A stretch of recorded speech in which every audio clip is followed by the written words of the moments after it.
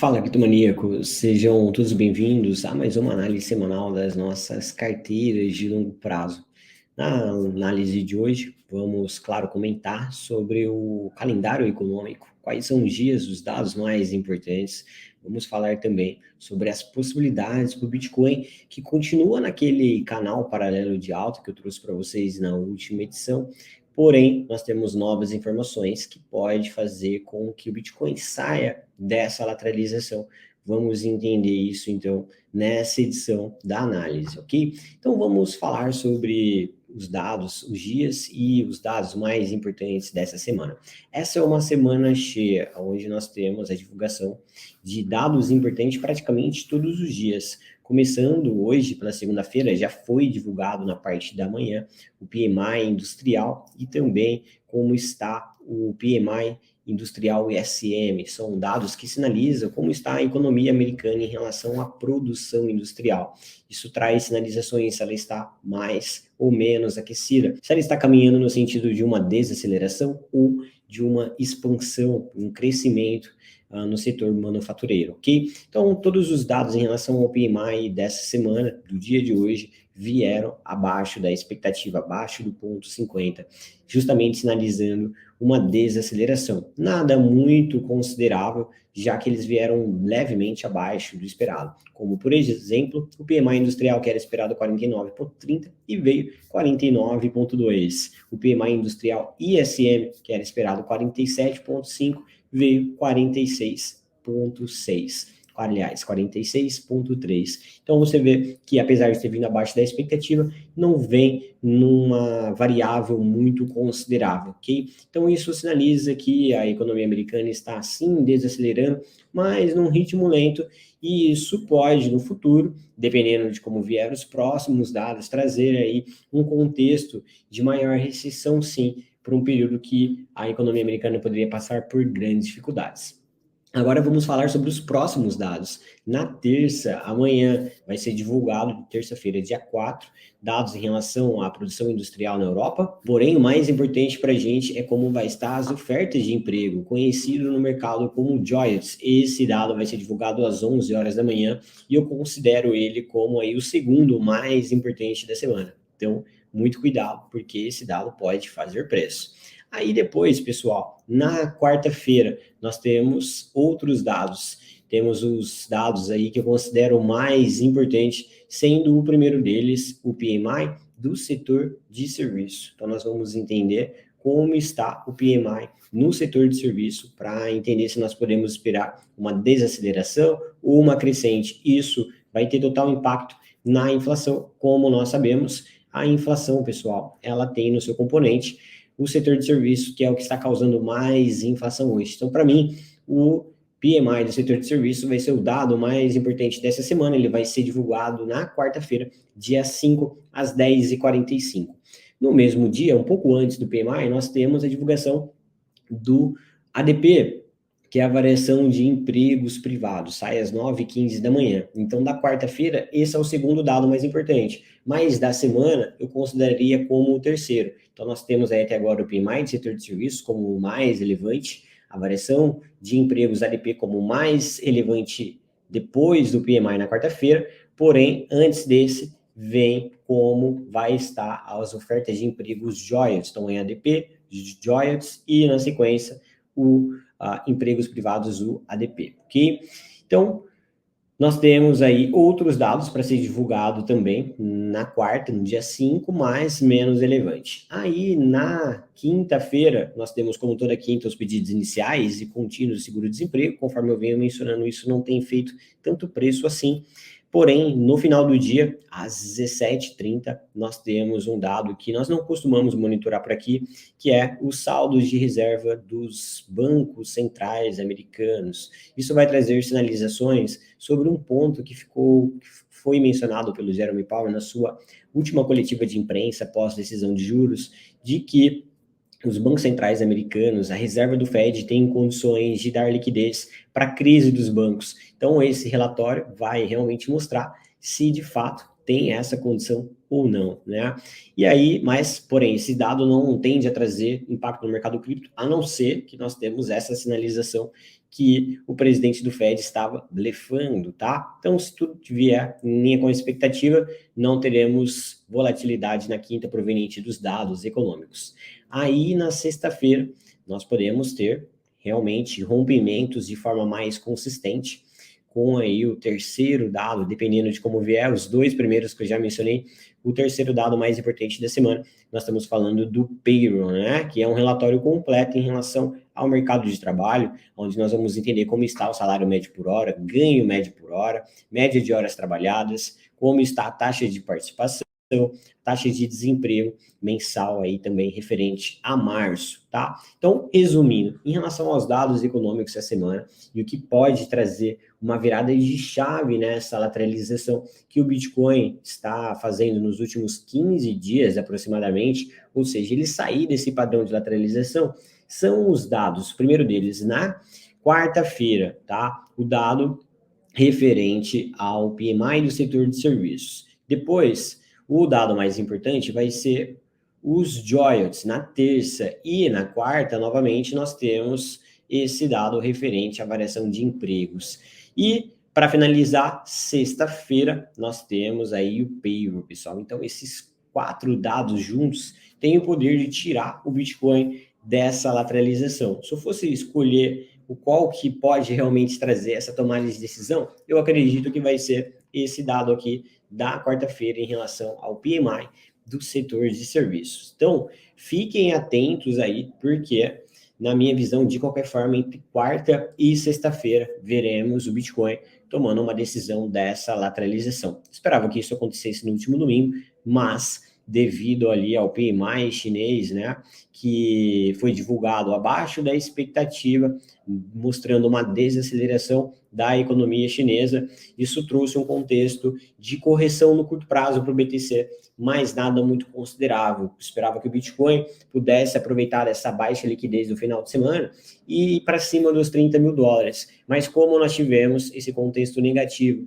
da China, e também devido à diminuição na produção de petróleos da OPEP+, isso trouxe um contexto negativo no final de semana, que impediu o Bitcoin de fazer esse movimento de alta e, na verdade, levou ele a uma leve correção, fazendo com que ele continuasse dentro daquele padrão de lateralização que vocês estão me vendo ponderar aqui. Falando nesse padrão, nós temos aqui ele no gráfico já, onde o Bitcoin não houve essa mudança, né? Não teve essa mudança, continua trabalhando entre esses dois níveis marcados no gráfico com as duas linhas rosas, que servem para a gente aí como gatilhos, né? Seja para um contexto de mais altas rumo aos alvos marcados com as linhas brancas, ou um contexto de correção mais acentuado com o preço indo buscar os níveis de suportes que, inclusive, vamos ajustar nessa edição de hoje, ok?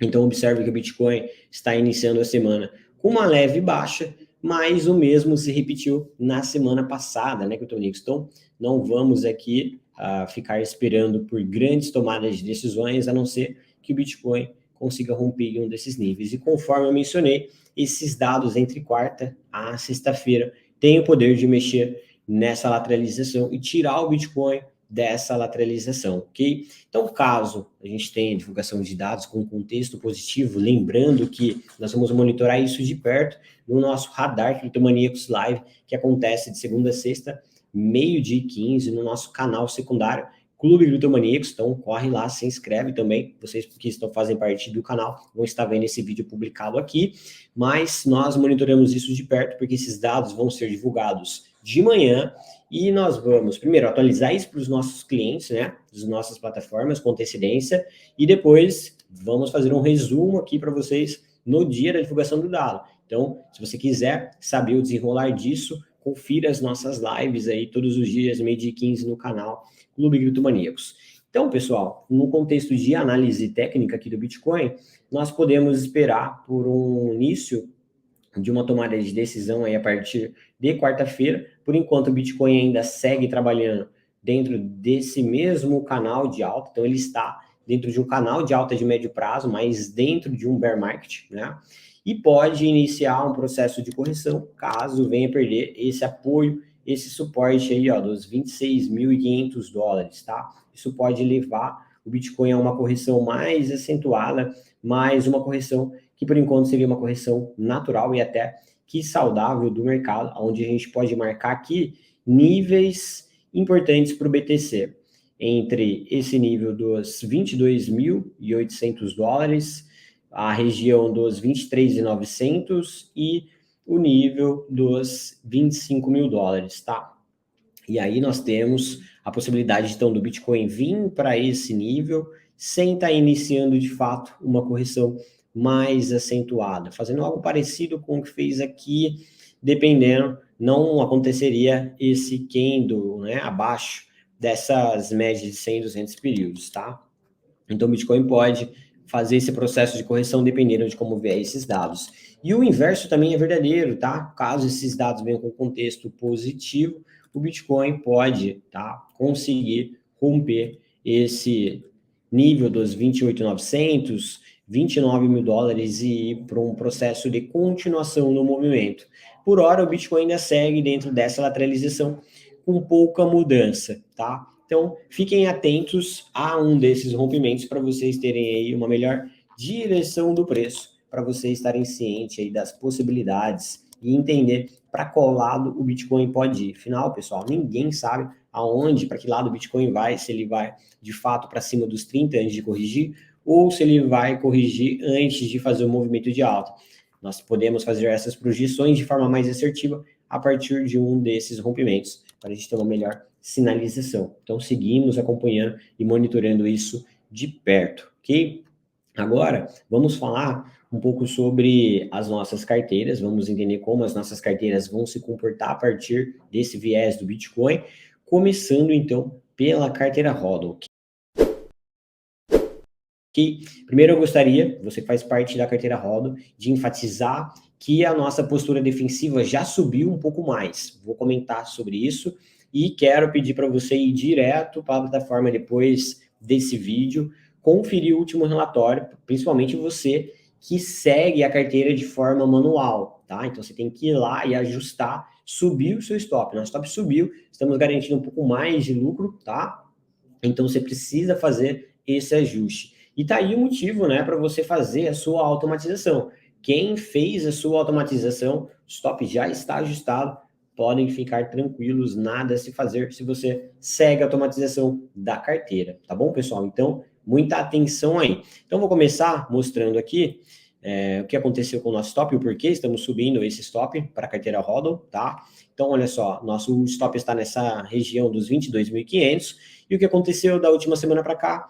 A nossa média de 100 períodos subiu um pouco mais, ela chegou a subir do nível dos 22.500 até agora aí mais 3% e 66. Então agora o nosso stop passa a ser 23.300 dólares, tá, pessoal? Então já estamos garantindo um lucro aqui no Bitcoin de 9% nesse momento. E assim vamos, conforme a média for subindo, vamos subindo o stop também no BTC, garantindo o nosso lucro, ok? Então já faça seu ajuste aí, você que faz de forma manual. E o mesmo aconteceu para a Ethereum, porém numa proporção menor, né? A Ethereum estava no nível da nossa entrada, ou seja, no 0 a 0, nos 1.550 dólares, e estamos agora subindo o stop para a Ethereum, deixa eu só tirar aqui, ó, o nível de stop, subindo o stop para 1.590, garantindo aí nesse momento, então, um lucro aí de 2% e 53, tá? E o mesmo contexto, vamos subindo esse stop para a Ethereum conforme a média de 100 da Ethereum for subindo, ok? Então, o que esperamos para a carteira HODL, dependendo dessa tomada de decisão do Bitcoin? Claro, se o Bitcoin continuar nessa lateralização, se esses dados aí da semana não fizer preço, não mudar a direção, a nossa carteira segue na mesma postura. Agora, caso a gente tenha algum contexto negativo desses dados e essa correção venha acontecer, nós podemos entrar em um período de diminuição do nosso desempenho em USDT e um aumento das nossas frações de BTC comparado com quem faz hold. E aí, nesse caso, nós vamos ver o quê? O Bitcoin perdendo valor, caminhando no sentido da nossa trava de segurança, dependendo, passar de alguns dias, talvez até semanas, o Bitcoin ameace ativar a nossa postura defensiva. No momento, distante disso aconteça. Então, já enfatizo para você que está preocupado com essa valorização diferente da nossa trava até aqui, tá?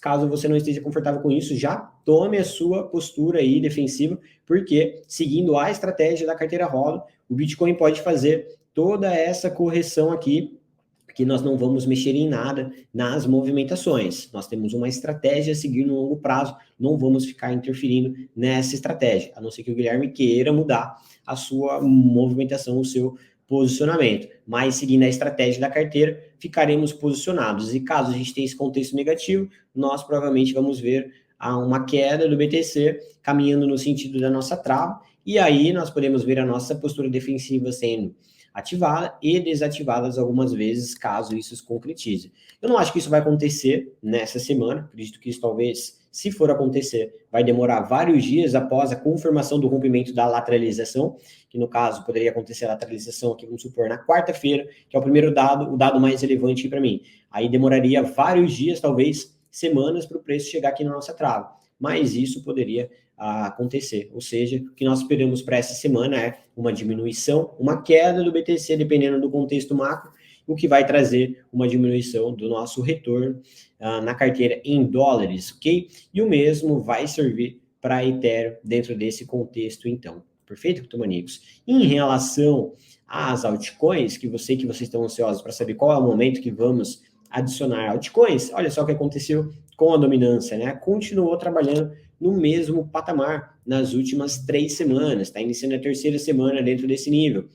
Então, o que queremos agora é uma das duas confirmações, seja do rompimento aqui para cima, ou agora esse nível sendo rompido para baixo, esse nível dos 46,78, o que vai tirar também a dominância dessa lateralização aqui, que ela está, tá? E vai trazer um processo de retração dessa dominância, o que vai levá-la de volta próximo a esses níveis aqui, pessoal, ó. Então, vou colocar aqui esses níveis de suporte na dominância, e esse nível dos 46,78, nós podemos considerá-lo como um gatilho para saber o momento de adicionar altcoins no portfólio da carteira. Então, quando e se a dominância perder esse nível, nós temos um período de retração para a dominância que pode levá-la a uma correção aqui entre 2% até 4%, o que vai trazer uma migração de fluxo interessante para as altcoins. Então, estamos monitorando isso de perto para pegar essas movimentações, perfeito? Então, você que faz parte da carteira Rola, não esqueçam de conferir o último relatório. Nós atualizamos o mesmo relatório, mas ajustando os níveis de stop. E para você que já fez a sua automatização, fiquem tranquilos que essas ordens aí já estão programadas. Então, agora vamos falar sobre a carteira Alt-Season. Para você que é cliente da carteira Alt-Season, precisamos, antes da gente aprofundar nas possibilidades para a carteira durante essa semana, explicar 2 pontos aqui de dúvida de vocês no grupo e aprofundar um pouco mais a nossa metodologia. Primeiro, eu gostaria de reforçar que sempre que você tiver qualquer tipo de dúvida sobre nossa metodologia, sobre gerenciamento da carteira, é muito importante que você faça seus ponderamentos para que a gente possa explicar isso para você de forma mais incisiva. Nós estamos falando de um produto recente, com poucos clientes ainda, então é muito importante a sua opinião e a sua contribuição para que esse produto venha ter todos os pontos muito bem explicados detalhadamente. Então, eu vou trazer na análise de hoje 2 pontos aqui que eu tenho visto que são dúvidas de vocês. Primeiro, nós vamos falar sobre o backtest. Vou mostrar aqui para vocês um backtest mostrando que isso que nós estamos passando na carteira faz parte e que nós vamos colher frutos positivos mesmo que estamos começando com resultados negativos. E outro ponto que eu vou mostrar na edição de hoje é referente a como funciona a proteção no momento que nós estamos em uma operação e essa operação está no lucro. Então, vou mostrar o que faz com que o nosso stop comece a subir e a gente comece a ter um stop gain, né? Que é quando o stop ele é acionado, mas nós estamos em um nível positivo. Então, vou começar primeiro falando sobre o backtest, tá?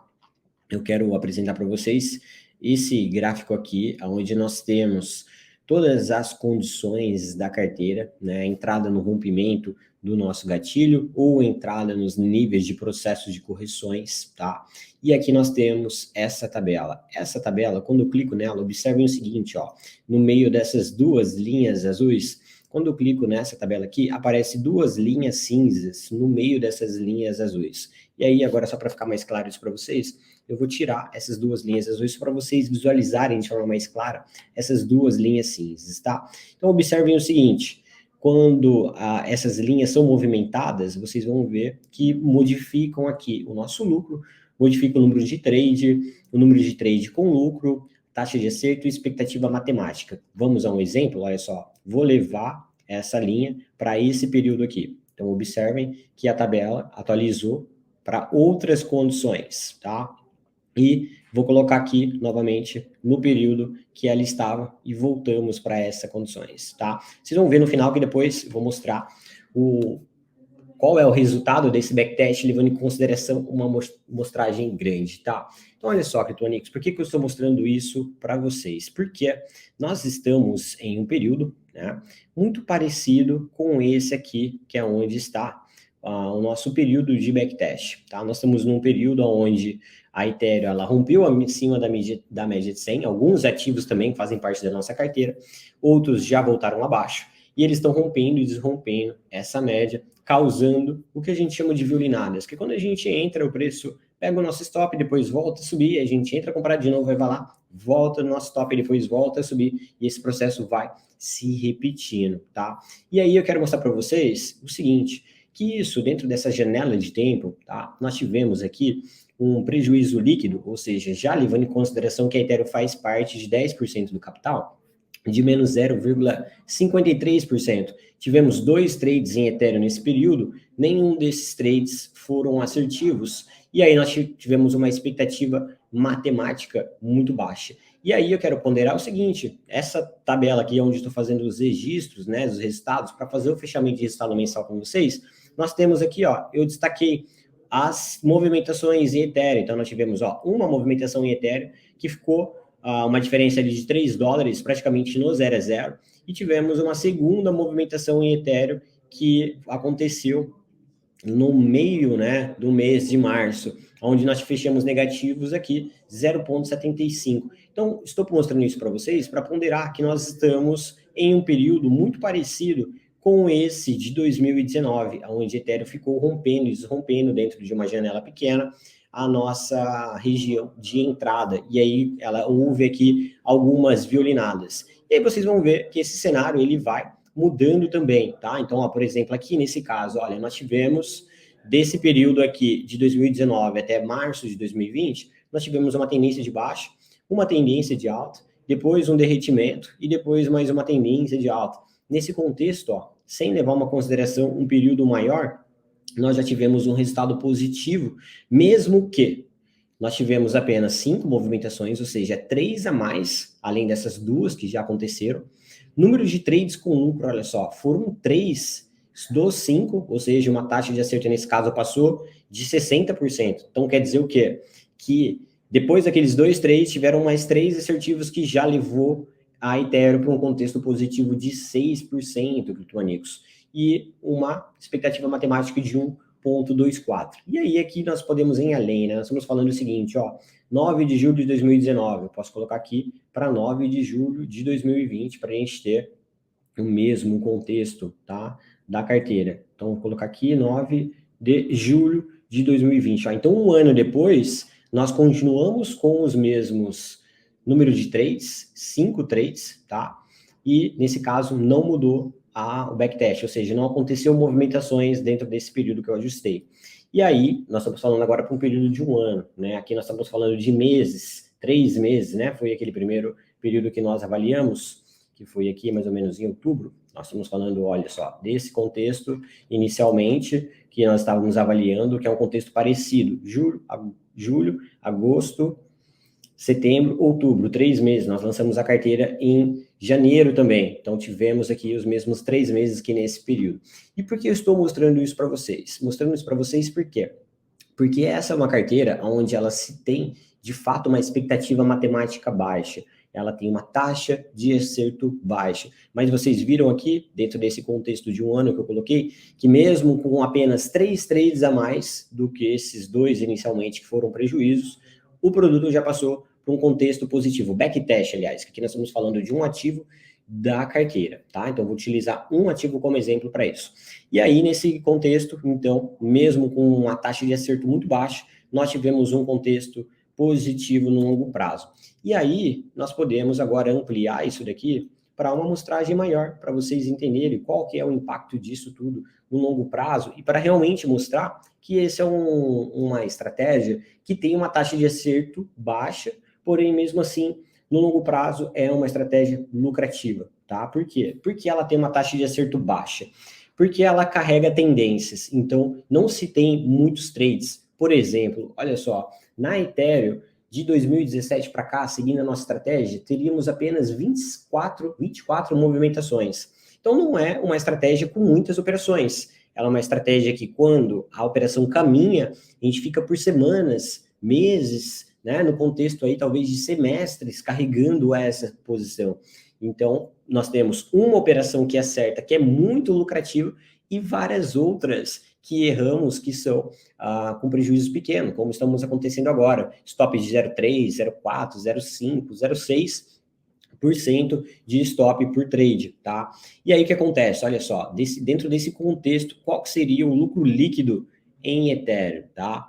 28,31%, ok?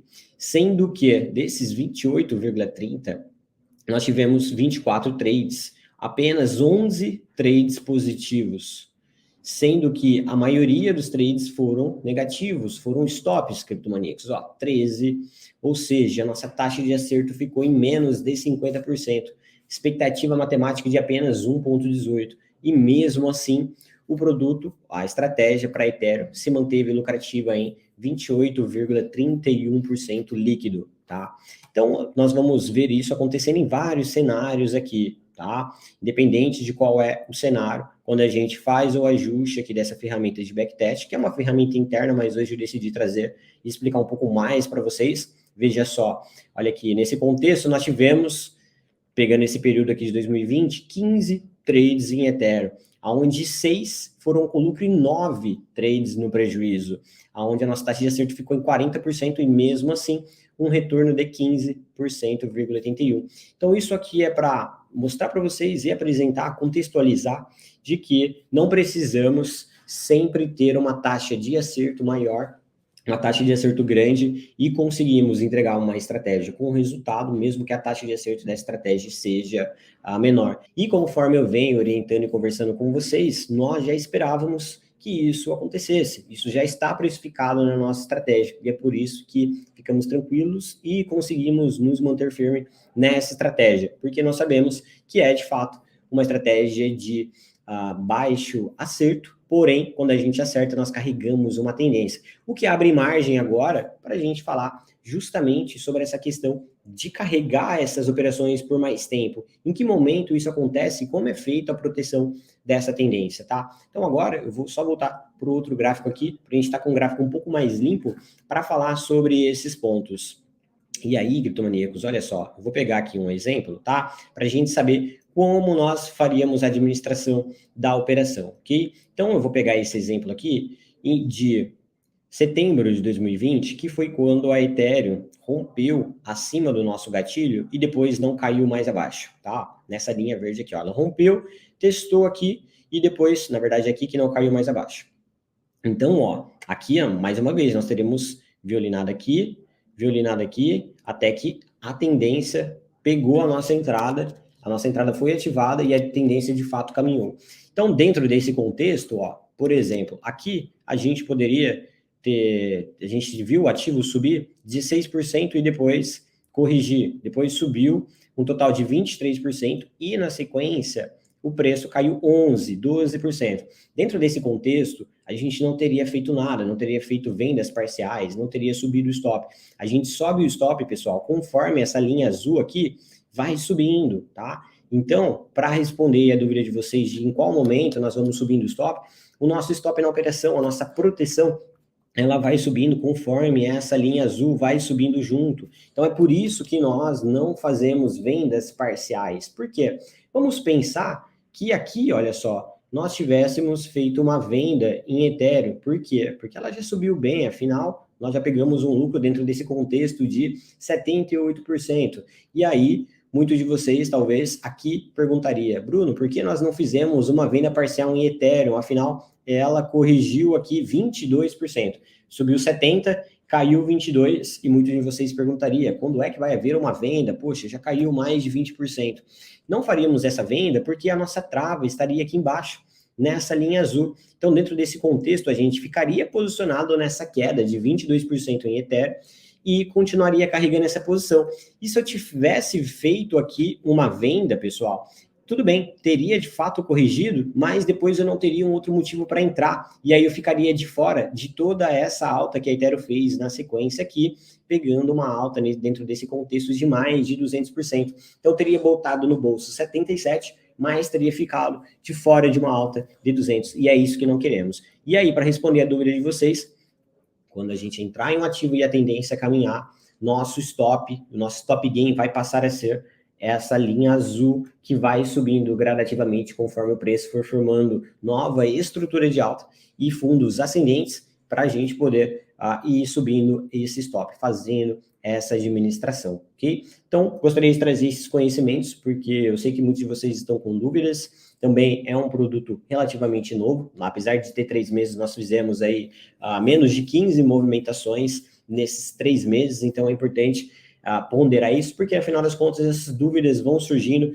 conforme as movimentações estão acontecendo, tá? Então, agora a gente pode falar das possibilidades gráficas a partir de agora. Então, levando em consideração tudo o que mencionamos a respeito do Bitcoin, a possibilidade de a gente ter uma semana de mudança de direção, o que esperamos para a carteira out-season é que a nossa postura continue numa posição mais defensiva, ou seja, podemos ficar aguardando vários dias para que altcoins voltem para a nossa carteira. Hoje estamos posicionados em 2 altcoins, BNB e Link, e a qualquer momento podemos sair dessas altcoins pelo fato da nossa postura defensiva ser ativada nesses ativos. Por exemplo, o BNB. O BNB está caindo nesse instante abaixo da média de 100 períodos, né, que é um dos níveis que ativa a postura defensiva nossa, igual aconteceu aqui no dia 13 de fevereiro, ela pode cair abaixo e voltar acima, então uma venda em BNB pode acontecer a qualquer momento. E Link também é o mesmo contexto, notem que ela está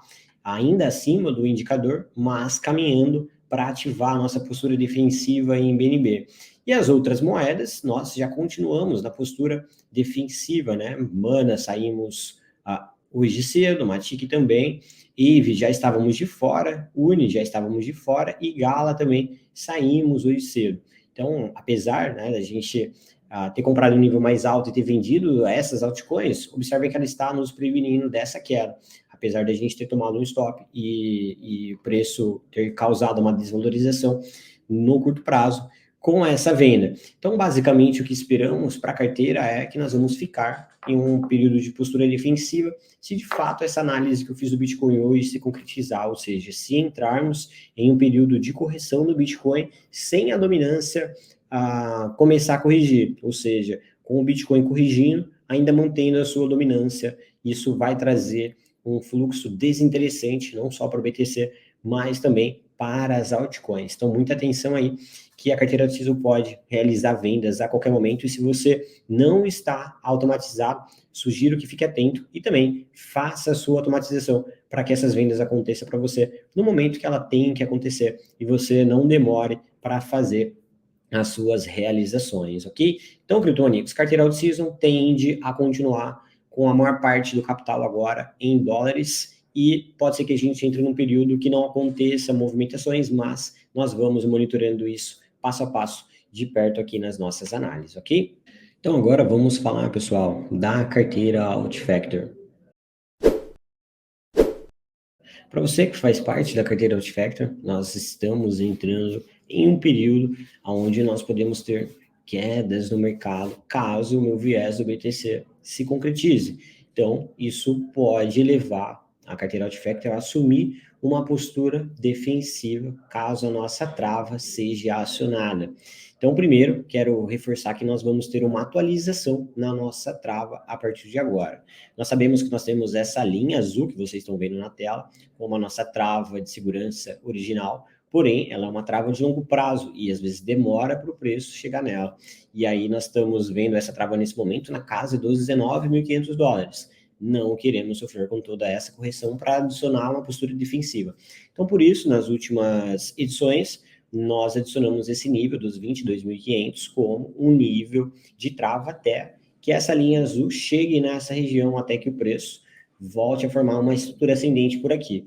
E agora nós vamos apertar um pouco mais essa trava de segurança. Então, já aviso que a nossa trava de segurança na carteira Outfactor está no nível dos $23.300. Então, vou ajustar aqui as coordenadas para ficar exatamente nesse nível. Ok, Criptonicos? Então, caso o Bitcoin venha buscar o nível dos $23.300, falta aqui, $23.300, nós iremos assumir uma postura defensiva na carteira Outfactor, tirando as altcoins do jogo e ficando somente em BTC e USDT, tá?